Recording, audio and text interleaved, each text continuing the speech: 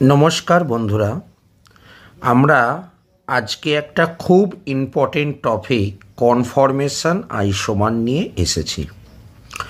যে কোনো পরীক্ষাতে কনফরমেশন আইসোমারের ওপর কোশ্চেন প্রায় সময় থেকে থাকে। এখন প্রশ্ন হলো কনফরমেশন আইসোমারটা কি? না, কোনো একটা অ্যালকেনের কার্বন এবং কার্বনের মধ্যে যে সিঙ্গেল বন্ড থাকে, সেই কার্বন এবং কার্বনের মধ্যে সিঙ্গেল বন্ডের যে রোটেশনটা ঘটে, সেই রোটেশনের জন্য যে আইসোমারটা তৈরি হয় তাকে আমরা কনফরমেশন আইসোমার বলবো। মনে করো আমি একটা নিচ্ছি, কার্বন আর কার্বন সিঙ্গেল বন্ড আছে, এই সিঙ্গেল বন্ডে এই কার্বনে বাকি যে গ্রুপগুলো রয়েছে, এই সিঙ্গেল বন্ডের রোটেশন ঘটে। এখন রোটেশন কত ডিগ্রি করে ঘটবে? 60 ডিগ্রি করে করে নতুন করে একটা আইসোমার পাবে। এরকমভাবে 60 করে টোটাল 360 ডিগ্রি রোটেশন করবে। করলে একটা অনেকগুলো আইসোমার পাবো, সেইটাকে আমরা বলবো কনফরমেশন আইসোমার। এবং সেই কনফরমেশন আইসোমারে এই যে রেড কালিতে দেখছো, এই জায়গাটা আমরা এনার্জি প্রোফাইল ডায়াগ্রাম করব। এইটা হবে আমাদের কাজ। তো এরকম কোন কোন কম্পাউন্ড নেব? মনে করি ethane, propane, butane, isobutane, ethylene glycol, এরকম জাতীয় জিনিসগুলোকে নেব। এবার এই এক একটা কনফরমেশন আইসোমারের আলাদা আবার নামও আছে, সেইগুলো আমরা দেখব। তো আমি কোনো একটা প্রবলেম নেওয়ার আগে আমি তোমাকে বোঝানোর চেষ্টা করছি। দেখো, আমরা একটা ফিশার প্রজেকশনের স্ট্রাকচার এঁকেছি। সেই স্ট্রাকচারটাকে দেখো আমি দিচ্ছি ডট ডট লাইন দেখাচ্ছি, এইখান থেকে ভেঙে দিতে হবে। ভেঙে দিলে দেখো সামনের পোর্শনটা গ্রিন কালার থাকবে আর পেছনের পোর্শনটা গিয়ে পড়বে রেড কালার। এবার কোন জায়গাটা কি পড়বে সেটা বোঝানোর জন্য রেডের এই জায়গাটা যদি এক্স দিই, মনে রাখবে এই জায়গাটা এক্স থাকবে। এটা যদি ওয়াই দিই, এই জায়গাটা ওয়াই থাকবে রেডের, আর একটা জেড দিলে এই জায়গাটা জেড থাকবে। আবার গ্রিনেরও বলছি, আমি এ বি সি যদি দিই, তাহলে দেখো এটা এ, এটা বি, এটা সি থাকবে। ক্লিয়ার? তো তোমাকে যখন এরকম দেবে, তোমাকে কিনা এরকমভাবে লিখে নিতে হবে এবং লিখে নিয়ে কনফরমেশন আইসোমারগুলো করতে হবে। তো যে যে আইসোমারের নামগুলো হয়, সেই নামগুলো আমি তোমার সামনে পরে তুলে ধরছি। একটা এক্সাম্পল নিয়ে প্রথম শুরু করছি। মনে করো ফার্স্ট যে কোশ্চেনটা আমি করতে চাইছি সেটা হলো ইথেন মলিকুলের কনফরমেশন আইসোমার। তো ইথেনের ক্ষেত্রে কী হয়? ইথেনের ক্ষেত্রে যেটা থাকে CH3, তার মানে এইচ, এটা এইচ, আর কি থাকবে? আর একটা কার্বনেও থাকবে 3টে এইচ, 2টো কার্বন, এটা একটা কার্বন, আর ওই ওপরে একটা কার্বন আছে। ঠিক আছে? তো গল্পটা সেম। এখান থেকে ব্রেক হয়ে গেছে, ব্রেক হয়ে গিয়ে গ্রিন কালার, সবুজ গ্রিন কালারগুলো তোমার কাছে গ্রিনের মধ্যে রয়েছে, মানে ফন্টের বন্ডে রয়েছে। তাই যতগুলো স্ট্রাকচার আছে, ফন্টের জায়গাটা আমি যে গ্রিন কালার দিয়ে দেখেছি, সব জায়গাটা আমি কি করলাম, সেম টু সেম লিখে দিচ্ছি। ঠিক আছে, লিখে দিচ্ছি। নাও রেড কালারটা চলে এসো। রেড কালারটার ক্ষেত্রে এটা এইচ, এটা এইচ এবং এটা এইচ, 3টে এইচ আছে। এবার দেখো রেড কালার যেটা রয়েছে সেটাকে 60 ডিগ্রি রোটেট করবে। তার মানে এইটাকে মনে করো 60 ডিগ্রি রোটেট করছি, মানে এই জায়গাটা চলে আসবে। তাহলে পরের স্ট্রাকচারে এখানে এইচ চলে আসবে, এইটা আবার এখানে চলে আসবে, তাই তো? এখানে এইচ, এখানে এইচ।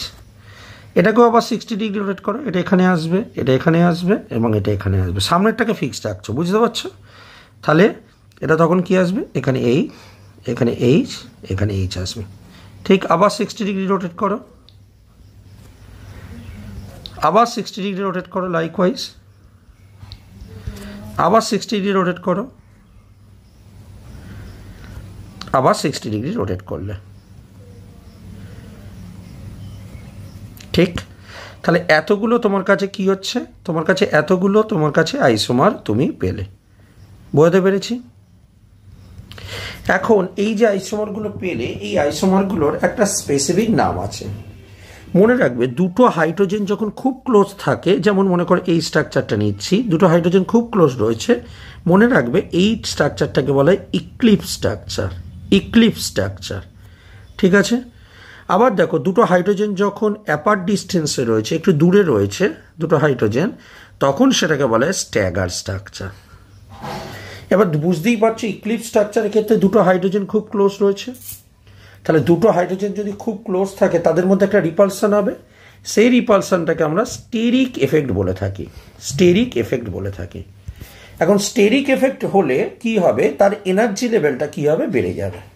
ঠিক, তার মানে আমরা এখানে বলতে পারি যে কম্পাউন্ডগুলোকে নিয়েছি সেগুলোকে আমি নাম্বারিং করছি, এটা 1 নম্বর, এটা 2 নম্বর, এটা 3, এটা 4, এটা 5, এটা 6, এটা 7, আবার 1 নম্বরের জায়গাটায় চলে এসছে, তাই তো?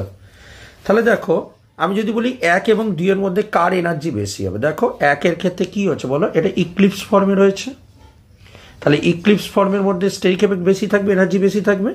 তাই যখন 60 ডিগ্রি রোটেট করছো, আচ্ছা 60 ডিগ্রি মানে কোনো রোটেশন হয়নি এই জায়গাটা, 1 এর এনার্জিটা কি থাকবে, বেশি থাকবে। তাহলে 1 এর এনার্জি বেশি থাকবার জন্য আমি কি করব, 1 এর জায়গাটায় আমি এই জায়গাটা একটা পিক দিলাম। 2 এর ক্ষেত্রে দেখো এনার্জিটা কি হয় বলো, এই যে স্ট্যাগারে চলে এসছো, এই যে স্ট্যাগারে চলে এসছো, দুটো হাইড্রোজেন কি হচ্ছে, ডিস্টেন্সে চলে এসছে, তাহলে এনার্জিটা কি হবে, কম হবে। তাহলে এনার্জিটা কম হওয়ার জন্য আমি 60 ডিগ্রি যখন এলো তখন এনার্জিটা কমিয়ে দিলাম। আবার দেখো এটা যখন 120 ডিগ্রি এলো, থার্ড স্ট্রাকচারে চলে এসো, থার্ড স্ট্রাকচারটা দেখো, আবার দেখো হাইড্রোজেনগুলো কি হচ্ছে বলো, ক্লোজ এসে গেছে, তার মানে আবার এনার্জিটা বেড়ে যাবে, তার মানে 120 ডিগ্রিতে এনার্জি বেড়ে যাবে। তাহলে বুঝতে পারছো 180টা আবার কমে যাবে, 224-এ আবার বেড়ে যাবে, 300-এ আবার কমে যাবে, 360-তে আবার বেড়ে যাবে। ঠিক, তাহলে যদি আমরা গ্রাফ করি, গ্রাফটা দেখো এরকম ধরনের গ্রাফটা আসছে, ঠিক কিনা? তো এইটা হলো তোমার কাছে ইথেন মলিকুলের এনার্জি প্রোফাইল ডায়াগ্রাম। ক্লিয়ার হচ্ছে আশা রাখি? এবার আমরা প্রোপেন মলিকুলের এনার্জি প্রোফাইল ডায়াগ্রাম করব। তাহলে এবার আমরা প্রোপেন মলিকুলে চলে এসেছি। প্রোপেনের প্রথমে ছবিটা এঁকে নি, কেমন হবে, প্রোপ মানে 3টে কার্বন, তাই তো? তো 3টে কার্বন দিলে 3টে কার্বনের ড্রয়িংটা হবে অনেকটা এরকম, প্রোপ এইটা, ঠিক আছে? তো এখানেও তুমি একই রকম কাজ করো, এখান থেকে ব্রেক করে নাও। তাহলে ব্রেক করে নিলে এই যে কার্বনটা এটা ফ্রন্টে থাকবে, দেখো এই কার্বনে কি কি আছে, 3টে হাইড্রোজেন আছে, আর এই সিএসটা কোথায় চলে আসবে, নিচে চলে আসবে ভেঙে গিয়ে।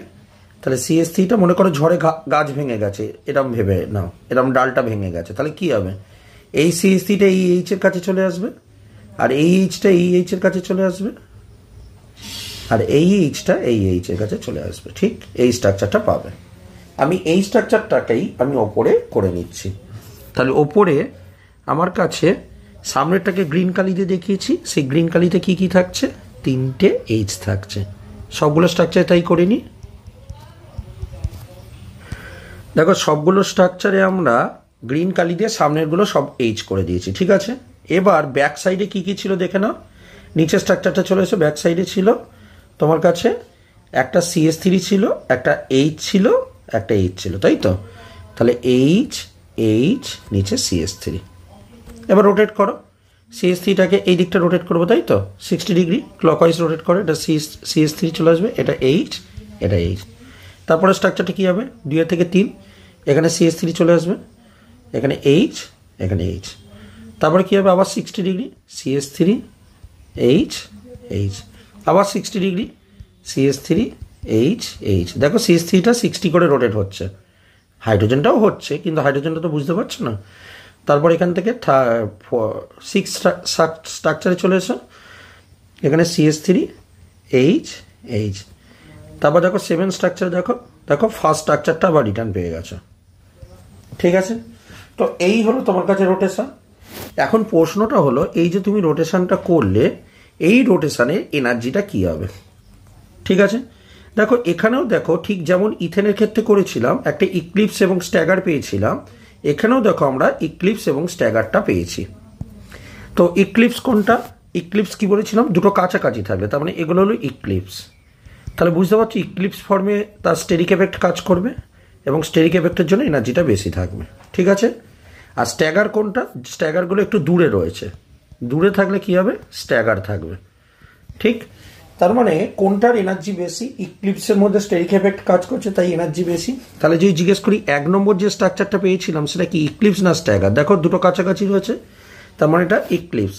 তাহলে 1 নম্বরের এনার্জি বেশি, মানে 0 ডিগ্রিতে এনার্জি বেশি থাকবে, 60 ডিগ্রিতে এনার্জি কম, আবার 120 ডিগ্রিতে এনার্জি বেশি, 180তে এনার্জি কম, 240তে এনার্জি বেশি, 300 এনার্জি কম, 360তে এনার্জি বেশি, বলে এই গ্রাফটা এরকম ধরনের হবে। ঠিক? So this is the conformation isomer and energy profile diagram of propane. ঠিক আছে, এবার আমরা বিউটেনে আঁকার চেষ্টা করব। তো এবার আমরা কার করছি না, এবার এনার্জি প্রোফাইল ডায়াগ্রাম করছি বিউটেনের স্ট্রাকচারে। আচ্ছা, বিউটেনের স্ট্রাকচারটা কি একটু দেখে নিই। CH3 CH3 H H H H। এখন এই স্ট্রাকচারটা যদি এখান থেকে ব্রেক করে দাও, এটা হলো সামনেরটা, সামনের পোর্শনে 4টা লিখছি, তার মধ্যে দেখো দিচ্ছি H H CH3, আর এইটা হলো ব্যাক পোর্শনে এখানে CH3, এই H এর কাছে এই H, এই H, এই H এর কাছে এই H। ঠিক? তো এইটা হলো তোমার কাছে ইনিশিয়াল স্ট্রাকচার একেবারে। ঠিক আছে, তো এই যে ইনিশিয়াল স্ট্রাকচারটা তুমি পেলে, সেইটা এটা হলো সাইন পেরিপ্লানার স্ট্রাকচার বলা হয়। কারণ কি, সাইন মানে সেম দিকে রয়েছে, সেম ভাবে রয়েছে, তাই এটাকে সাইন পেরিপ্লানার স্ট্রাকচার বলা হয়। তো এই স্ট্রাকচারটায় আমি আগে ফ্রন্টে কি কি রয়েছে সেটাকে করে নেওয়ার চেষ্টা করি, কারণ সবগুলো স্ট্রাকচারে ফ্রন্টটাকে তো ফিক্সড রাখছি। তো ফ্রন্টে এখানে CH3 ছিল, এখানে H, এখানে H, ব্যাকটাকে শুধু রোটেট করছি, তাই তো? তাহলে সবগুলো স্ট্রাকচারের ক্ষেত্রে তুমি এরকমভাবে এটা করে নেবে, করে নিয়ে এবার ব্যাকটাকে রোটেট করবে। একটা কথা বলছি, এরকম কোনো মানে নেই যে ফ্রন্টটাকে ফিক্সড রাখতে হবে, ব্যাকটাকেই রোটেট করতে হবে। তুমি ব্যাকটাকেও ফিক্সড রেখে ফ্রন্টটাকেও রোটেট করতে পারো, সেটা কোনো অসুবিধা নেই। তোমার যেটা সুবিধা হবে তুমি সেটা করবে। ক্লিয়ার হয়েছে? এবার দেখো এর ব্যাক সাইডে কি কি রয়েছে। দেখো ব্যাক সাইডে নিচের দিকে তাকিয়ে দেখো, বুঝতে পারবে ব্যাক সাইডে ছিল একটা হাইড্রোজেন, আর কি ছিল CH3। আমি সেটাই করে দিচ্ছি। তাহলে এটা কি হবে, CH3 হাইড্রোজেন। এবার ব্যাকটাকে 60 ডিগ্রি করে রোটেট করে যাও, তাহলে CH3টা কোথায় চলে আসবে, এইখানে, তারপর একটা এইখানে, তারপর CH3 কোথায় চলে আসবে, এই জায়গাটা, তারপর CH3 এখানে চলে আসবে, তারপর CH3 এখানে, তারপর CH3 আবার 60 ডিগ্রি রোটেট করলে। বুঝতে পারছো, সবগুলো একই করছি, রোটেশন আলাদা হবে, হয়তো তাদের এনার্জিটা ডিফারেন্সটা ক্রিয়েট হবে। তাহলে এইটা তোমার রোটেশনটা হয়ে গেছে। ক্লিয়ার হয়েছে? এবার প্রশ্নটা হলো, এই যে রোটেশনগুলো করলে এখানে তুমি কি কি পেলে। এখানে ইক্লিপস পেয়েছি, দেখতে পাচ্ছ। প্রথমটা যেটা রয়েছে সেটা হলো সাইন পেরিপ্লানার স্ট্রাকচার একেবারে। ঠিক আছে, এটা বাদ দিয়ে দেখো ইক্লিপস পেয়েছি। ইক্লিপস কোনগুলো দেখো, 2 নম্বর স্ট্রাকচারটা দেখো, 2 নম্বর যে স্ট্রাকচারটা পেয়েছো ওটা হলো গুচ্ছে বলা হয়, গুচ্ছে। তুমি বলতেই পারো যে স্যার এটাকে তো স্ট্যাগার বলে, একটু আগে তো পড়লাম এটাকে স্ট্যাগার বলে, কিন্তু এটার একটা আলাদা নাম করেছে গুচ্ছে। মনে রাখবে গুচ্ছে মানে বোঝায়, স্ট্যাগারের ক্ষেত্রে দেখো তোমার কি ছিল, স্ট্যাগারের ক্ষেত্রে যখন করেছিলে তখন সবগুলোই দেখো এরকমভাবে ছিল, সেম গ্রুপ ছিল, এগুলো দেখো সেম গ্রুপ ছিল। ঠিক আছে, কিন্তু যদি কখনো এরকম দেখো এই স্ট্যাগার স্ট্রাকচারের মধ্যে একটা বাল্কি গ্রুপ, মানে হাইড্রোজেন না বা ডিফারেন্ট গ্রুপ 60 ডিগ্রি অ্যাঙ্গেলে রয়েছে, তখন এটার নাম একটা হয়ে যায় gauche structure. Gauche GUCHE, gauche structure. ঠিক আছে, তাহলে এখানে গুচে বলে একটা পেলে, তাহলে এই যে 2 নম্বর স্ট্রাকচারটাকে আমি কি স্ট্রাকচার বলে থাকবো, গুচে। ঠিক আছে, আবার দেখো 4 নম্বর স্ট্রাকচারটা, এটাও একটা স্ট্যাগারের মতনই দেখতে, কিন্তু এইটার নাম আমি একটুখানি অন্যভাবে বলবো অ্যান্টি পেরিপ্লানার আছে। ঠিক আছে, অ্যান্টি পেরিপ্লানার। তাহলে দেখো দুটো CH3 1 নম্বরে ছিল, 1 নম্বর স্ট্রাকচারটা খেয়াল করে দেখো, 1 নম্বরটা ছিল সাইন পেরিপ্লানার, কারণ দুটো CH3 সেম দিকে রয়েছে। আর দেখো 4 নম্বর স্ট্রাকচারে দুটো CH3 দেখো অপোজিটে রয়েছে, তাই জন্য এটার নাম বলবো অ্যান্টি পেরিপ্লানার। বুঝতে পেরেছো? আচ্ছা, গুছে কোনগুলো, তার মানে দুটো CH3 60 ডিগ্রি অ্যাঙ্গেলে রয়েছে, কোনটা 2 এর স্ট্রাকচারে রয়েছে, আর দেখো কোনটায় রয়েছে, 6 স্ট্রাকচারে রয়েছে। 6 স্ট্রাকচারেও দেখো মানে দুটো CS3 দেখো তোমার 60 ডিগ্রি অ্যাঙ্গেলে রয়েছে। তা 6 স্ট্রাকচারটাও তোমার কাছে গুছে, ঠিক আছে। আর এইগুলো স্ট্রাকচারগুলোকে ইক্লিপস বলবো। এই যে তুমি আগেও যেটা করেছিলে ইক্লিপস, তার মানে এটা ইক্লিপস বলে আমরা ডাকবো, ঠিক আছে। এখন এখানে খুব ইম্পর্টেন্ট ব্যাপার, এনার্জি কম্পেয়ার করতে হবে, বুঝতে পেরেছো। স্ট্রাকচারটা তো আঁকতে পারলে, স্ট্রাকচারটা আঁকতে পারবার পর বুঝতে পেরেছো গুছে কোনটাকে বলে। দুটো CS3 60 ডিগ্রি অ্যাঙ্গেলে থাকলে, সাইন প্লেট প্ল্যানার কি দুটো CS3 খুব পাশাপাশি থাকলে একেবারে, আর অ্যান্টি প্লেট প্ল্যানার কি দুটো অপোজিটে থাকলে CS3, সেটা CS3 হতে পারে বা অন্য কোনো গ্রুপ হতে পারে, অপোজিটে থাকলে। এগুলো সবই তো বুঝতে পেরেছো। Now the question is that energy কার সব থেকে বেশি কার কম। দেখো আমি তোমাকে বলছি, দেখো সাইন প্রি প্ল্যানার মানে দুটো CS3 যদি খুব পাশাপাশি থাকে, যেটা 1 নম্বরে রয়েছে এবং 7 নম্বরে রয়েছে, দেখবে 1 নম্বর, আমি তোমাকে মার্ক করছি, দেখো 1 নম্বর এবং 7 নম্বরে, এই 1 নম্বর এবং 7 নম্বরের এনার্জি সমান হবে, কারণ একই স্ট্রাকচার। দেখো 1 এবং 7, দেখো 1 নম্বর এবং 7 নম্বরের স্ট্রাকচারটা চলে এসো, দেখো সেম স্ট্রাকচার, সমান হবে এবং তাদের এনার্জি সব থেকে বেশি। কেন? তার কারণ দুটো CS3 একেবারে দেখো সাইন প্রি প্ল্যানে রয়েছে, মানে খুব কাছাকাছি রয়েছে। আর খুব কাছাকাছি থাকবার জন্য তাদের কি হবে, এনার্জি লেভেলটা কি হবে, অনেক অনেক কি হবে, বেশি হবে। তাহলে 1 নম্বর স্ট্রাকচারটা কত ডিগ্রি রোটেশনে হয়, 0 ডিগ্রি রোটেশনে হয়।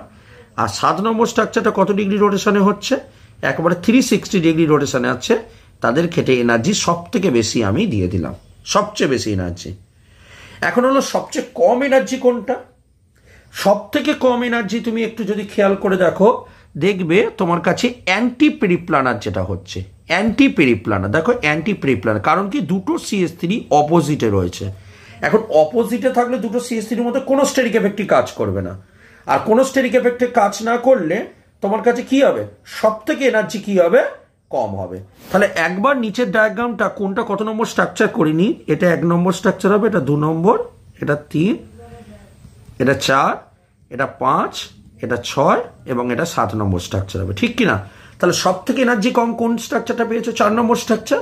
তাই 4 নম্বরের এনার্জিটা কি হবে, একেবারে তলায় দিয়ে দিলাম, বুঝতে পেরেছো। এবার ব্যাপারটা হচ্ছে কি, এবার দেখো তোমার কাছে 2 নম্বর স্ট্রাকচার এবং 6 নম্বর স্ট্রাকচার, ভালো করে দেখে নাও। 2 নম্বর স্ট্রাকচার এবং 6 নম্বর স্ট্রাকচার তুমি যদি খেয়াল করে দেখো, এই দুটো স্ট্রাকচার দেখো সেম, ঠিক। দুটো CS3 দেখো তোমার কাছে 60 ডিগ্রি অ্যাঙ্গেলে রয়েছে, যেটাকে গুচ্ছে কনফিগারেশন বলবো। দুটো CS3 কত ডিগ্রি অ্যাঙ্গেলে রয়েছে, 60 ডিগ্রি অ্যাঙ্গেলে রয়েছে। এটাও গুচ্ছে, এটাও গুচ্ছে, দুটোই গুচ্ছে। এখন এই যে দুটো গুছে আছে CS3 গুলোর মধ্যে কি হবে, একটা রিপালশন ফোর্স কাজ করবে। এখন এই CS3 গ্রুপগুলোর মধ্যে রিপালশন ফোর্স কাজ করবে ঠিকই, কিন্তু যেহেতু 60 ডিগ্রিতে রয়েছে রিপালশন ফোর্স অতটাও কাজ করবে না। যদি কাছাকাছি থাকে রিপালশন ফোর্সটা বেশি কাজ করবে। সেটা কোন স্ট্রাকচারে রয়েছে কাছাকাছি, দেখো সেইটা দেখো 3 নম্বরে রয়েছে আর 5 নম্বরে রয়েছে। 3 নম্বরে এবং 5 নম্বরে দেখো CS3 আর Hটা কাছাকাছি রয়েছে। তাহলে 3 নম্বর এবং 5 নম্বর যে স্ট্রাকচার, দেখো 3 নম্বর এবং 5 নম্বর, 3 নম্বর স্ট্রাকচার এবং 5 নম্বর স্ট্রাকচার, এই দুটোর মধ্যে দেখো এনার্জিটা কি থাকবে, বেশি থাকবে, ঠিক আছে। তাহলে 3 এবং 5-এর এনার্জিটা বেশি করে দেবো, 3 এবং 5-এর এনার্জিটা বেশি করে দেবো, 3-এরটা এবং 5-এরটা এনার্জি বেশি করে দেবো। আর তোমার কাছে আর পড়ে থাকছে কত, 2 এবং 6, 2 এবং 6-এর এনার্জিটা কি থাকবে, কম থাকবে, ঠিক কি না। 2 এবং 6-এর এনার্জিটা, 5টা এই জায়গাটা ছিল, একটু শিফট হবে, ঠিক আছে। হ্যাঁ 5টা এই জায়গাটা ছিল, 5 আর 3 এবং 6, তাই তো, বুঝতে পেরেছ। দেখো এনার্জি রিঅ্যারেঞ্জ করা কিন্তু খুব ইম্পর্টেন্ট ব্যাপার। তুমি একটু ভালো করে খেয়াল করে দেখো, 1-এরটা এবং 7-এরটা স্ট্রাকচারের দিকে তাকাও, 1-এরটা এবং 7-এরটা দেখো দুটো CS3 যে গ্রুপ রয়েছে খুব ক্লোজ রয়েছে, তার এনার্জি সবচেয়ে বেশি। তাই জন্য তুমি খেয়াল করে দেখো, আমি নিচে 1 নম্বর এবং 7 নম্বরে দেখো এনার্জি সব থেকে বেশি দিয়ে দিয়েছি, সবচেয়ে বেশি। সব থেকে কম এনার্জি কোনটা হবে, 6-এরটা। কারণ কি, 6-এরটার ক্ষেত্রে দেখো দুটো CS3 দেখো অপোজিটে রয়েছে, সব থেকে কম। তাই খেয়াল করে দেখো নিচে যখন এনার্জি ডায়াগ্রাম করেছি, 6 বলছি, ওটা 4-এরটা, 4-এরটা এনার্জি সবচেয়ে কম। তাই জন্য দেখো নিচের এনার্জি ডায়াগ্রাম যখন করেছি 4-এরটাকে দেখো সব থেকে তলায় রেখেছি।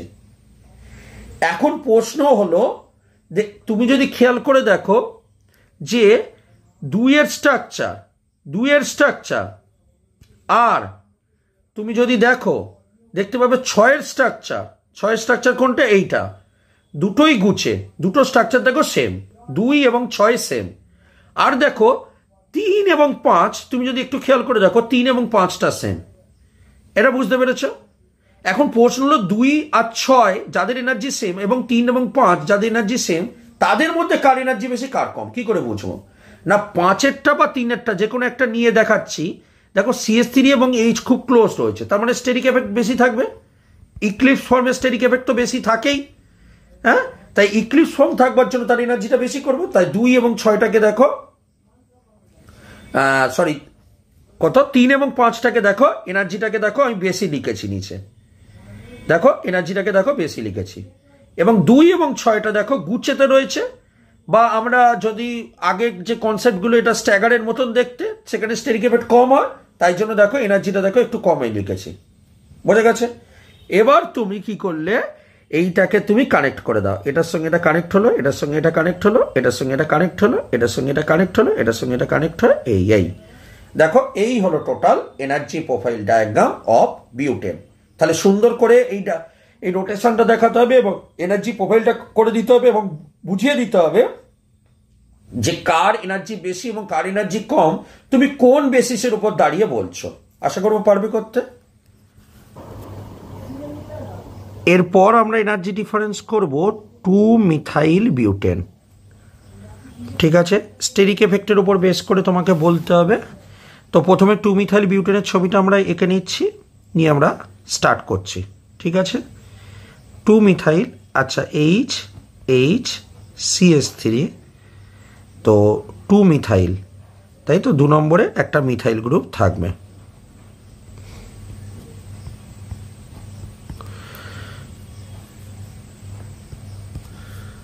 ঠিক আছে, তো এইটাকে তুমি একটু মাঝখান থেকে ব্রেক করে নাও। ব্রেক করে নিয়ে এটাকে HCS3 রয়েছে, HCS3 রয়েছে। ঠিক আছে, ব্যাক সাইডে কে থাকছে?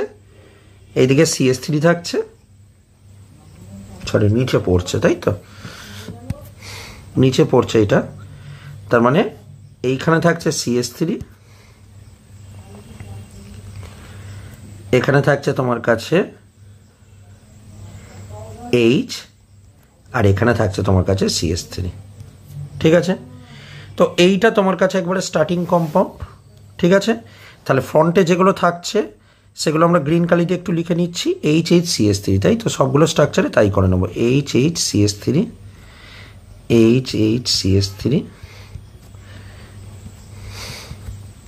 CS3,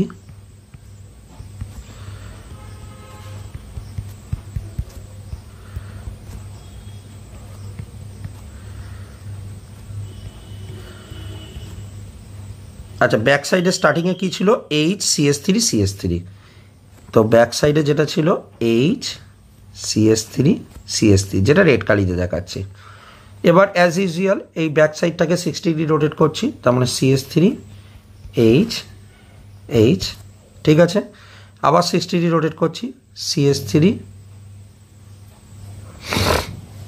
দাঁড়া ভুল করলাম, CS3, H, এটা CS3 হবে, তাই তো।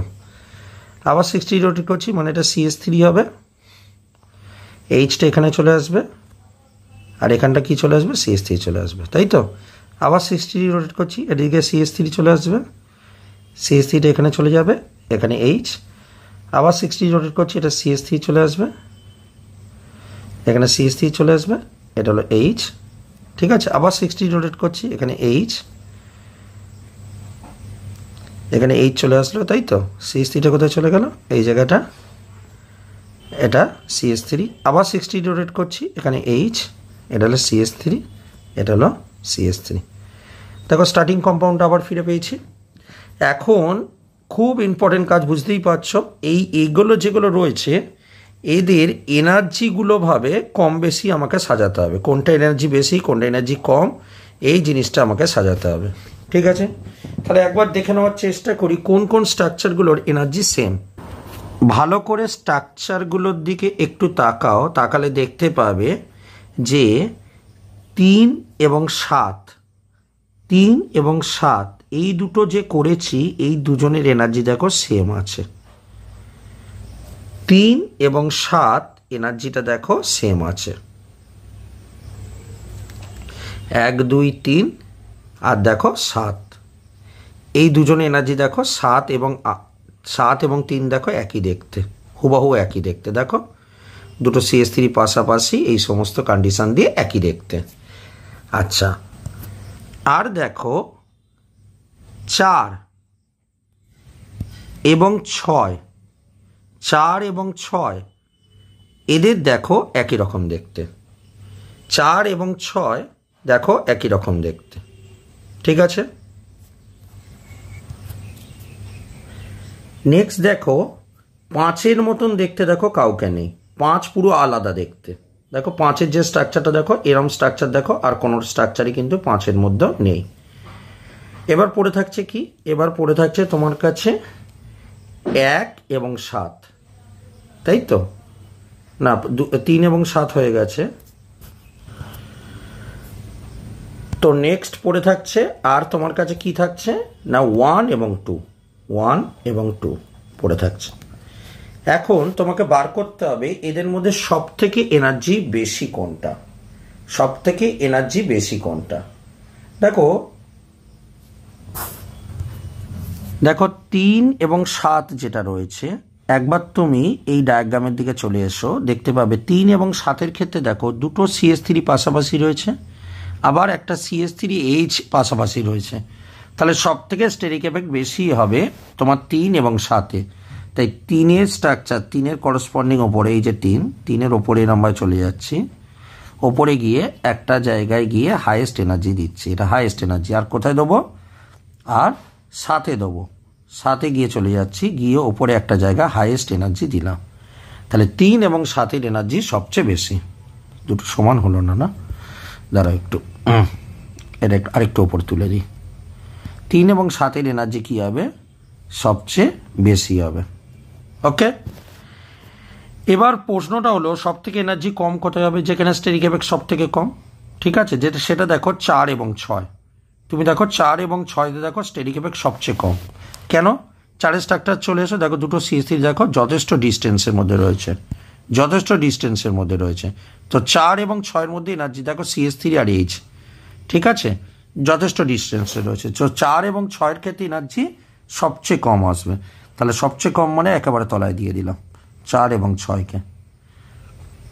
ঠিক আছে, দেখো 5টার এনার্জি খেয়াল করে দেখো, স্টেরিক এফেক্ট খেয়াল করে দেখো, দেখবে 3 এবং 7-এর থেকে বেশি, এই কম। আবার দেখো 4 এবং 6-এর থেকে বেশি। 5-এর স্ট্রাকচারটার দিকে তাকিয়ে দেখো, 5-এর স্ট্রাকচার দেখো CH3 আর H রয়েছে কাছাকাছি, তার মানে এর মধ্যে স্টেরিক এফেক্ট আছে। কিন্তু দেখো 3 এবং 6 যে লেভেলের স্টেরিক এফেক্ট, দুটো CH3 দেখো 3 এবং 6 দেখো দুটো CH3 কাছাকাছি রয়েছে, দুটো CH3 কাছাকাছি রয়েছে। তো 3 এবং 7-এ দেখো দুটো CH3 কাছাকাছি থাকলে যতটা স্টেরিক এফেক্ট হয়, একটা CH3 একটা H কাছাকাছি থাকলে স্টেরিক এফেক্টটা কী হয়, কম হয়। তার মানে এর এনার্জিটা কী হবে, এর মাঝামাঝি থাকবে। তার মানে এর মাঝামাঝি একটা এনার্জি আমি কি করলাম, এখানে দিয়ে দিলাম। মানে 5-এর এনার্জিটা কী হবে, এর মাঝামাঝি জায়গাটা থাকবে। ঠিক আছে, আচ্ছা আর একটা জিনিস তোমাকে বলি, দেখো একেরটাও দেখো 3-এর মতনই স্ট্রাকচারটা খেয়াল করে দেখো, একের স্ট্রাকচারে দেখো দুটো CH3 পাশাপাশি, হ্যাঁ, একের স্ট্রাকচারটা দেখো 3-এর মতন স্ট্রাকচার, দুটো CH3 দেখো পাশাপাশি, একটা CH3 একটা H পাশাপাশি। তাহলে 1, 3 এবং 7 একই ছিল এনার্জি, তার মানে একের এনার্জিটাও কী হবে, বেশিতে থাকবে। হ্যাঁ, তাহলে বুঝতে পারছো, 1, 3 এবং 7-এর এনার্জি দেখো সবচেয়ে বেশিতে। ঠিক আছে, এবার 2-এর পজিশনটা কী হবে, 2-এরটা দেখো দুটো CH3 গ্রুপ একটু ডিস্টেন্সে রয়েছে, একটু ডিস্টেন্সে রয়েছে দুটো CH3 গ্রুপ, তার মানে স্টেরিক এফেক্টটা আরেকটু কম হবে। ঠিক আছে, আরেকটু কম হবে। কিন্তু 5-এর যে স্টেরিক এফেক্ট রয়েছে, 5-এর যে স্টেরিক এফেক্ট রয়েছে তার চেয়ে হালকা একটু কম হবে, তার মানে তার চেয়ে হালকা একটু কম এরম জায়গায় করে থাকবে। বুঝতে পেরেছো, একবার ডায়াগ্রামটা নিচে আঁকো, নিজে এঁকে স্টেরিক এফেক্ট একটু কম্পেয়ার করো, তুমি বুঝতে পেরে যাবে। তাহলে গ্রাফটা কেমন হবে, এরম উঠবে, এরম এরম এরকম এই দুটোর মধ্যে এটা একটু নিচে আছে, এটা একটু উপরে আছে, সামান্য উপরে, এরকম এরকমভাবে চলবে। ক্লিয়ার? এইটা কার স্ট্রাকচার হয়েছে? এটা হচ্ছে 2-মিথাইল বিউটেন। ক্লিয়ার হয়েছে? এরপরের যে প্রবলেমটা নেব সেটা হলো 1,2-ডাইব্রোমো ইথেন। 1,2-ডাইব্রোমো ইথেন। ঠিক আছে? তো একই রকমভাবে আমরা নিচ্ছি। আচ্ছা, আগে ফিশার প্রজেকশনটা এঁকে নিচ্ছি, তাহলে তোমার আঁকতে সুবিধা হবে। 1,2-ডাইব্রোমো ইথেন। ঠিক আছে? তো প্রথমে ফিশার প্রজেকশনটা এঁকে নিচ্ছি। ডাইব্রোমো, এটা ব্রোমিনের জায়গায় ক্লোরিনও হতে পারে, আয়োডিনও হতে পারে, ফ্লোরিনও হতে পারে। ঠিক আছে? তো তোমাকে এরকম দিল, দিয়ে তোমাকে এখান থেকে তুমি ব্রেক করে নিলে প্রথম যে স্ট্রাকচারটা পাবে সেটা হলো HHHBr। এটা ফ্রন্টে, তাহলে ফ্রন্টেরগুলো আগে এখানে পুরোপুরিভাবে HHBr, HHBr, HHBr, HHBR, HHBR, HHBR, HHBR। ঠিক আছে? তাহলে ব্যাকে কে রয়েছে? ব্যাকে এখানে H রয়েছে। ঠিক আছে? এখানে H রয়েছে আর এখানে Br রয়েছে। ঠিক আছে? এবার এটাকে আমরা রোটেট করব, যেটা রেড কালিতে দেখাচ্ছি। হ্যাঁ, তাহলে Br H H, এবার রোটেট করব। তাহলে বিআরটাকে রোটেট করে যাও, Br H H। এবার Br আবার এখানে চলে আসবে, 60 ডিগ্রি করে রোটেট করছি, বুঝতে পারছো তো? আগে করেছি আমরা অনেকবার। তাহলে Br এখান থেকে আবার এখানে চলে গেল, H H। Brকে এবার আরও 60 ডিগ্রি রোটেট করলে, এখানে Br আসবে, তারপর আরও 60 ডিগ্রি রোটেট করলে ব্যাস অরিজিনাল পজিশানে সে রিটার্ন চলে এলো। ঠিক? এবার এইটা চলে আসবার পর এবার তাদের মধ্যে স্টেবিলিটি অর্ডারটাকে দেখতে হবে, সব থেকে কোনটা বেশি স্টেবল। তোমার কি মনে হয় বলো? তুমি খেয়াল করে দেখো, আমি বলবো সব থেকে বেশি স্টেবল হলো 4-এরটা। 4-এরটা হলো সব থেকে বেশি স্টেবল, কারণ কি? দুটো ব্রোমিন একেবারে অপোজিটে রয়েছে, স্টেরিক এফেক্ট সবচেয়ে কম, তাই 4-এর এনার্জিটা সব থেকে নিচে দিয়ে দিলাম। সব থেকে লোয়েস্ট এনার্জি হবে 4-এরটা। ঠিক? এবার স্টেরিক এফেক্ট কোথায় সবচেয়ে বেশি? যদি তোমাকে জিজ্ঞেস করা হয় স্টেরিক এফেক্ট কোথায় সবচেয়ে বেশি, খেয়াল করে দেখেছো দুটো ব্রোমিন যখন খুব কাছাকাছি রয়েছে তখন স্টেরিক এফেক্ট সবচেয়ে বেশি হবে। তাহলে দুটো ব্রোমিন কোথায় কাছাকাছি রয়েছে? দেখো এই দেখো 1 নম্বরে রয়েছে আর দেখো 7 নম্বরে রয়েছে, দুটো ব্রোমিন কাছাকাছি। তাহলে 1 এবং 7 যেটা রয়েছে তার সেম এনার্জি হবে, সব থেকে এনার্জি বেশি হবে 7-এ। ঠিক? এবার দেখো তুমি বাকি যে স্ট্রাকচারগুলো রয়েছে সেটা দেখো, বাকি স্ট্রাকচারগুলো দেখো কম্পারেবল প্রায়। ঠিক আছে? বাকি স্ট্রাকচার কী হচ্ছে? 4 হয়ে গেছে, 1 2 3 4 5 6 7। আমি কার নাম্বার দিয়ে দিয়েছি? 1 দিয়ে দিয়েছি, 7 দিয়ে দিয়েছি, 4 দিয়ে দিয়েছি। তুমি এবার খেয়াল করে দেখো 2-এর স্ট্রাকচারটার দিকে ফোকাস করো। দেখো আমি গোল করছি, আমি রাউন্ড করছি, 2-এর স্ট্রাকচারটার দিকে ফোকাস করো। ঠিক আছে? দুটো ব্রোমিন দেখো কোথায় রয়েছে? 60 ডিগ্রি অ্যাঙ্গেলে রয়েছে, মানে গুচে কনফিগারেশন যেটা করেছিলে। দেখো এরকম গুচে কনফিগারেশন কোথায় আছে? দেখো তার একটা, দেখো 4-এ রয়েছে। তাহলে 2 এবং 4টার এনার্জি সেম, তার মানে আমরা এটা এখান থেকে কনক্লুশনে পৌঁছলাম 2 এবং 4-এর এনার্জি সেম। ঠিক আছে? এবার তুমি খেয়াল করে দেখো 3 এবং 5-এর দিকে খেয়াল করে দেখো তো। দেখো 3-এরটা খেয়াল করে দেখো, দিস ইজ 3। দেখো ব্রোমিন আর H কাছাকাছি রয়েছে। ঠিক আছে? আর 5-এরটা খেয়াল করে দেখো, দেখো সেম, দেখো ব্রোমিন আর H কাছাকাছি রয়েছে। তাহলে বলতে পারি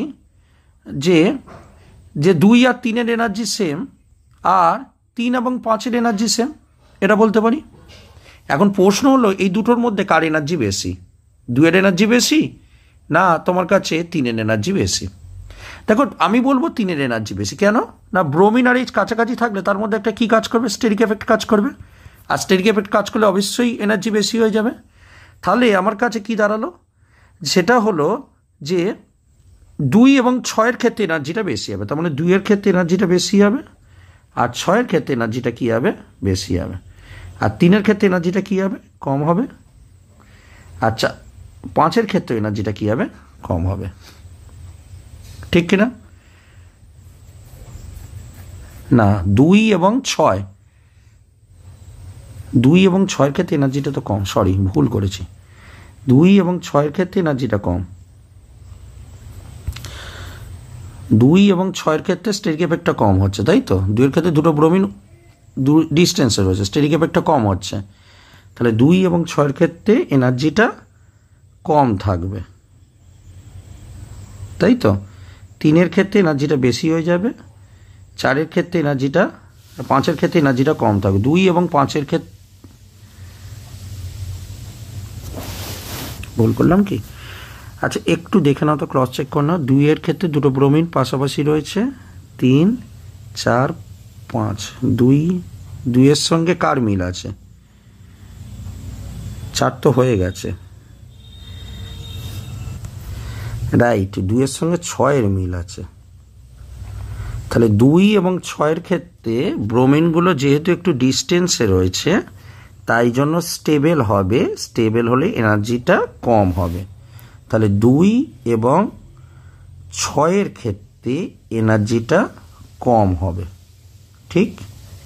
এবং 3 এবং 5-এর ক্ষেত্রে এনার্জিটা বেশি হবে। 2 এবং 6-এর ক্ষেত্রে এনার্জিটা কম হবে এবং 3 এবং 5-এর ক্ষেত্রে এনার্জিটা বেশি থাকবে, ঠিক? কারণ 3 এবং 5-এর যে স্ট্রাকচার হাইড্রোজেন এবং বিআর খুব ক্লোজ রয়েছে, স্টেরিক এফেক্ট কাজ করছে, ঠিক? দেখো ব্রোমিন আর হাইড্রোজেনের মধ্যে স্টেরিক এফেক্ট কাজ করছে, তাই তো? তাহলে এবার তুমি এটাকে টেনে দাও, ক্লিয়ার?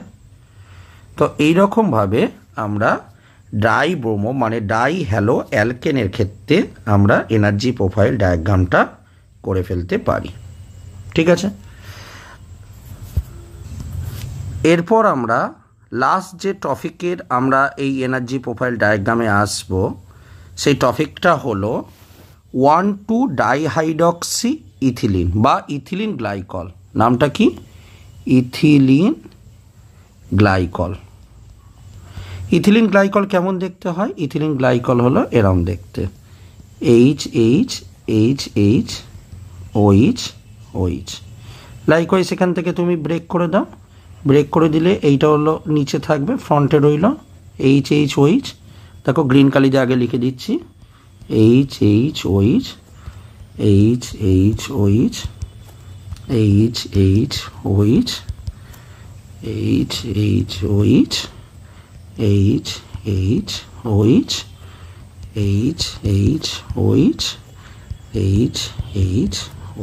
ঠিক আছে? এবার ব্যাক সাইডে কি থাকছে সেটা রেড কালিতে দেখছি, নিচে OH-টা চলে আসছে, এই H-এর কাছে OH চলে আসছে আর H-এর কাছে H চলে আসছে, ঠিক আছে? তাহলে প্রথমে OH, তাহলে 60 ডিগ্রি রোটেট করে, এটাকে 60 ডিগ্রিতে নিয়ে যাও, এটা OH আসবে, এটা H, আরও 60 ডিগ্রিতে রোটেট করো, OH,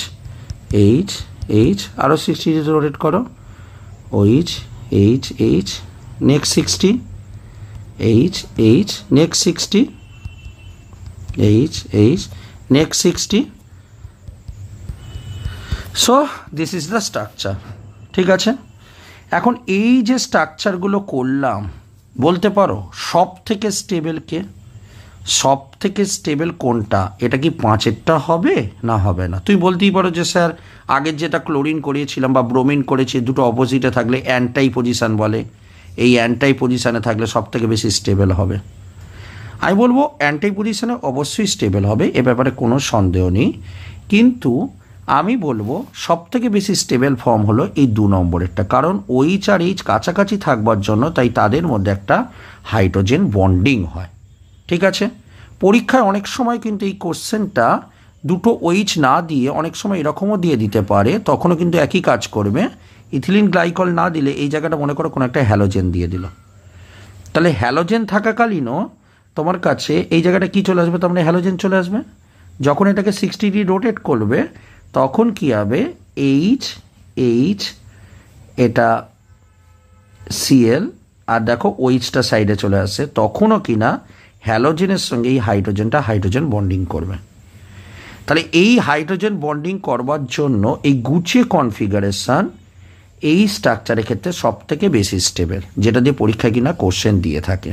তাহলে সব থেকে বেশি স্টেবল গুচে কনফিগারেশন। গুচে কোথায় থাকছে দেখো, 2 নম্বরে থাকছে, এবং তোমার কাছে কোথায় থাকছে দেখো 6 নম্বরে তোমার কাছে গুচে কনফিগারেশন থাকছে। তাই নিচের পোর্শনটা মুছে দিচ্ছি। হ্যাঁ, তাহলে এটা হ্যালোজেন থাকলেও কিন্তু একই ঘটনা ঘটবে এবং এনার্জি ডায়াগ্রামটাও কিন্তু একই রকম হবে। ঠিক আছে, তাই যদি তোমাকে একটু বলে রাখি, তোমাকে যদি এই রকম দেয় যা এনার্জি প্রোফাইল ডায়াগ্রাম হবে, আর যদি এখানে ওইচের জায়গায় যদি তোমার কাছে হ্যালোজেন দিয়ে দেয়, একটা ক্লোরিন আর ওইচ দিয়ে দেয়, তখন এনার্জি প্রোফাইল ডায়াগ্রামটা সেম হবে, বিকজ গুচ্ছে কনফিগারেশনে এই হাইড্রোজেন বন্ডিংয়ের জন্য এটা কী হবে না মারাত্মকভাবে স্টেবল হবে। ক্লিয়ার হয়েছে? এবার তোমার কাছে আর বাকি যে কনফর্মারগুলো দেখে নিয়েছো, কিছু ইক্লিপস ফর্মে রয়েছে, ঠিক আছে, কিছু অ্যান্টাই রয়েছে। এটা অ্যান্টাই বা এটাকে স্ট্যাগারও বলতে পারি, অ্যান্টাই বা স্ট্যাগার বলতে পারি, তাই তো, স্ট্যাগার বলতে পারি। আর এগুলো সব ইক্লিপস কনফিগারেশনে রয়েছে। কিন্তু সব থেকে স্টেবল হবে কোন ফর্মটা? সব থেকে স্টেবল হবে তোমার কাছে গুচ্ছে কনফর্মটা সব থেকে স্টেবল হবে। তাই যখন তুমি এনার্জি প্রোফাইল ডায়াগ্রামটা করবে, সব থেকে যে নিচে রাখবে যাকে, সেটা হলো 2 নম্বর স্ট্রাকচারটা সব থেকে তলাতে থাকবে, সবচেয়ে তলাতে থাকবে। এবং তোমার কাছে কত নম্বর স্ট্রাকচার আর একটা রয়েছে গুচ্ছে কনফিগারেশন, 6 নম্বর স্ট্রাকচারে সব থেকে তলাতে থাকবে। ঠিক, আর তার থেকে একটু ওপরের দিকে কোনটা থাকবে? অ্যান্টাইটাও স্টেবল, কিন্তু হাইড্রোজেন বন্ডিং হচ্ছে না বলে, তার মানে অ্যান্টাইটা থাকবে তার উপরের দিকে, এনার্জিটায় থাকবে। ঠিক, আমি এতটা না দিয়ে আর একটু নিচে দিচ্ছি, কারণ এটা স্টেবল ঠিকই, কিন্তু হাইড্রোজেন বন্ডিংয়ের মতন অতটা স্টেবল না। তাহলে 4 স্ট্রাকচারটা এনার্জি লেভেলটা মনে করো এরকম জায়গায় দিলাম। আর বাকি স্ট্রাকচারগুলোর মধ্যে দেখো, তুমি খেয়াল করে দেখো, 1 পড়ে থাকছে, 3 পড়ে থাকছে, 5 পড়ে থাকছে, আর 7 পড়ে থাকছে। দেখো এদের মধ্যে কোনগুলো মিল আছে। দেখো 1-এর সঙ্গে 7-এর মিল আছে, 1-এর সঙ্গে দেখো 7 স্ট্রাকচারটার মিল আছে। ঠিক, আর কার সঙ্গে মিল আছে? দেখো 3-এ দেখো OH রয়েছে। 3-এর সঙ্গে মিল আছে কোনটা? 5-এর স্ট্রাকচারটা। 5-এর স্ট্রাকচার দেখো OH রয়েছে, এই দুজনের মিল আছে। ঠিক, তাহলে এবার দেখো 1 এবং 7-এর মধ্যে OH গ্রুপগুলো খুব ক্লোজ হওয়ার জন্য তাদের মধ্যে কিন্তু একটা রিপালসান কাজ করে। তাই 1 এবং 7-এর এনার্জিটা স্লাইটলিভাবে বেশি থাকবে, ঠিক আছে, কম্পেয়ার টু 3 এবং কত পড়ে থাকছে? 5-এর থেকে। ঠিক আছে, কারণ 3 এবং 5-এর মধ্যে রিপালসান কাজ করে, কিন্তু 3 এবং 5-এর মধ্যে কোন রিপালসানটা কাজ করছে? OH আর H-এর মধ্যে রিপালসান, আর 1 এবং 7-এর মধ্যে OH আর OH-এর মধ্যে রিপালসানটা বেশি কাজ করছে। এবার তুমি বলতেই পারো OH থাকলে তো হাইড্রোজেন বন্ডিং হবে। আমি বলবো না, হবে না, কারণ তাদের একটা ডিস্টেন্সে থাকতে হবে। এটা এত ক্লোজ থাকে হাইড্রোজেন বন্ডিংটা করে উঠতে পারে না। ঠিক আছে, আর তুমি বলতেই পারো যে তাহলে স্যার 3-এরটা কেন হাইড্রোজেন বন্ডিং করছে না? OH আর H রয়েছে, OH কখনো H-এর সঙ্গে হাইড্রোজেন বন্ডিং করে না, কারণ হাইড্রোজেন বন্ডিং করতে গেলে হাইড্রোজেনটাকে একটা ইলেকট্রোনেগেটিভ গ্রুপের সঙ্গে থাকতে হবে। তো দেখো 3-এর স্ট্রাকচারটা, হাইড্রোজেনটা কার সঙ্গে অ্যাটাচ আছে? কার্বনের সঙ্গে অ্যাটাচ আছে, তাই জন্য হাইড্রোজেন বন্ডিং করতে পারে না। ঠিক আছে, তো এই হলো ব্যাপার। তো গ্রাফটা কেমন হবে? এরম উঠবে, আমি এটা হোয়াইট কালার দিয়ে দেখাচ্ছি তাহলে বুঝতে সুবিধা হবে। এরম উঠবে, এরম গিয়ে এরম চলে যাবে। ঠিক আছে, তো এইটা তোমায় ইথিলিন গ্লাইকল না দিয়ে তোমাকে কিন্তু এরকমও কম্পাউন্ড দিলে কিন্তু একই রকমভাবে কাজটি করতাম। এখানে কোনো একটা হ্যালোজেন দিলেও কি না আমি একই রকমভাবে কাজ করতাম। ঠিক আছে, তাহলে আমাদের পরীক্ষায় এই কটার মধ্যে কিন্তু একটা আসবে। কি করলেন মনে আছে তো? প্রথমে ইথেন করলে, তারপরে কি করলাম? প্রোপেন করলাম, তারপর বিউটেন করলাম, তারপর 2-মিথাইল বিউটেন করলাম, তাই তো? তারপর আমরা কি করলাম না ডাইব্রোমো ইথেন করলাম, আর তারপর করলাম ইথিলিন গ্লাইকল, বা একই রকম হতে পারে যে একটা হ্যালোজেন এবং একটা OH গ্রুপ থাকলে তখনও তো হাইড্রোজেন বন্ডিংয়ের ব্যাপার থাকবে, তখনও তো তোমার কাছে এই যে কনফর্মারটা থাকবে সেই কনফর্মারের মধ্যে তো হাইড্রোজেন বন্ডিংয়ের ব্যাপার থাকবে, তাই না? ঠিক আছে, তখনও কিনা একই রকমভাবে তুমি ডায়াগ্রামটা করবে। তো এটা খুব ইম্পর্ট্যান্ট, অনেক বড় ভিডিও হয়ে গেছে আমি জানি, কিন্তু ভালো করে প্র্যাকটিস করে এগুলো তোমায় এঁকে এঁকে প্র্যাকটিস করতে হবে। তবে এর মধ্যে থেকে পরীক্ষায় শিওর কোশ্চেন থাকবে, তোমাকে হয় কোনো একটা বলবে, হয়তো তোমাকে বললো যে ইথিলিন ডাইকলের তুমি এনার্জি প্রোফাইল ডায়াগ্রামটাকে তৈরি করো, বা কোনো বললো ইথিলিন গ্লাইকলের ক্ষেত্রে কোন কনফর্মারটা বেশি স্টেবল এবং কেন, বা এরমও দিতে পারে যে 2 মিথাইল বিউটেনের কনফর্মারগুলোকে ড্র করো এবং এনার্জি লেভেল কম্পেয়ার করো। ঠিক আছে, তো এই কটার মধ্যে পরীক্ষা দেবে এটা নিশ্চিত। তাই ভালো করে প্র্যাকটিস করো, সুন্দর করে প্র্যাকটিস করো, যাতে পরীক্ষাটা দারুণ হয়। ধন্যবাদ।